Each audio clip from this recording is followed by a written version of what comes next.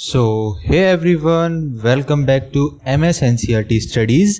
And हम आज की इस वीडियो में पढ़ेंगे रघुवीर सहाय के बारे में, जो कि हैं क्लास 12 हिंदी RO के चैप्टर 4 के लेखक। तो चलो इनके बारे में पढ़ते हैं। रघुवीर सहाय का जन्म सन 1929 लखनऊ उत्तर प्रदेश। प्रमुख रचनाएं: अज्ञेय द्वारा संपादित दूसरा सप्तक 1951 में, आरंभिक कविताएं, महत्वपूर्ण काव्य संकलन सीढ़ियों पर धूप में, आत्महत्या के विरुद्ध, हंसो हंसो जल्दी हंसो, पत्रकारिता, ऑल इंडिया रेडियो के हिंदी समाचार विभाग से संबंध रहे, फिर हैदराबाद से निकलने वाली पत्रिका कल्पना और उसके बाद दैनिक नवभारत टाइम तथा दिनमान से संबंध रहे। सम्मान: साहित्य अकादमी पुरस्कार। निधन सन 1990 दिल्ली में। कुछ होगा अगर मैं बोलूँगा, न टूटे तिलमिस्म सत्ता का, मेरे अंदर का काया टूटेगा। रघुवीर सहाय समकालीन हिंदी कविता के संवेदनशील नागर चेहरे हैं।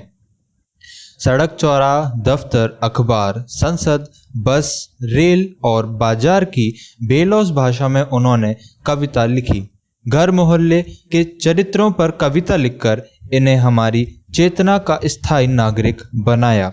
हत्या, लूटपाट और आगजनी, राजनीतिक भ्रष्टाचार और छल छद्म इनकी कविता में उतरकर खोजी पत्रकारिता की सनसनीखेजें रपटे नहीं रह जाते, आत्मनविशीर्ण का माध्यम बन जाते हैं। यह ठीक है कि पेशे से वे पत्रकार थे, लेकिन वे सिर्फ पत्रकार ही नहीं, सिद्ध कथाकार और कवि भी थे।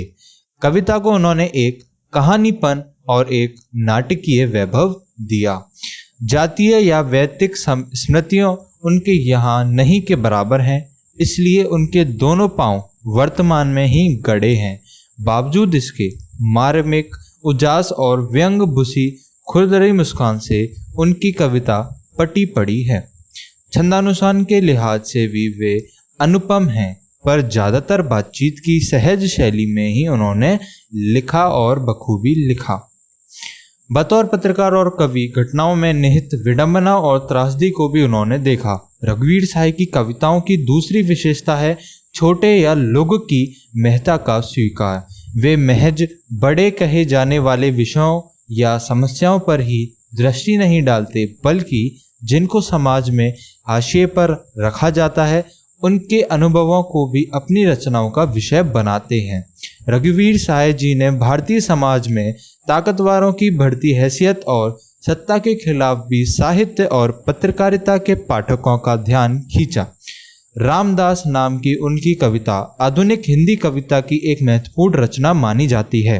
अत्यंत साधारण और अनायास सी प्रतीत होने वाली शैली में समाज सी दारुण विडंबनाओं को पकड़ने की जो कला रघुवीर सहाय की कविताओं में मिलती है, उसका प्रतिनिधि उदाहरण है यहाँ प्रस्तुत कविता कैमरे में बंद अपाहिज जो लोग भूल गए हैं संग्रह से ली गई है। शारीरिक चुनौती को झेलते व्यक्ति से टेलीविजन कैमरे के सामने किस तरह के सवाल पूछे जाएंगे और कार्यक्रम को सफल बनाने के लिए उसमें कैसी भंगिमा की अपेक्षा की जाएगी, इसका लगभग सपाट तरीके से बयान करते हुए कवि ने एक तरह से पीड़ा के साथ दृश्य संचार माध्यम के संबंध को रेखांकित किया है। किसी की पीड़ा को बहुत बड़े दर्शक वर्ग तक पहुंचाने वाले व्यक्ति को उस पीड़ा के प्रति स्वयं संवेदनशील होने और दूसरे को संवेदनशील बनाने का दावेदार होना चाहिए।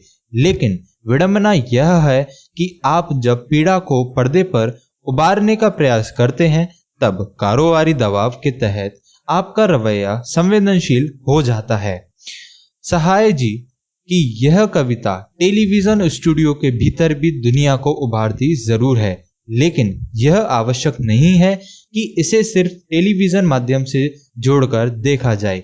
अपनी व्यंजना में यह कविता हर ऐसे व्यक्ति की ओर इशारा करती है जो दुख दर्द यातना वेदना को बेचना चाहता है।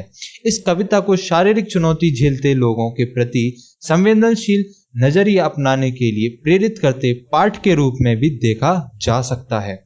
इसके लिए कवि ने दुर्संवेदनहीनता को रेखांकित करने का तरीका अपनाया है।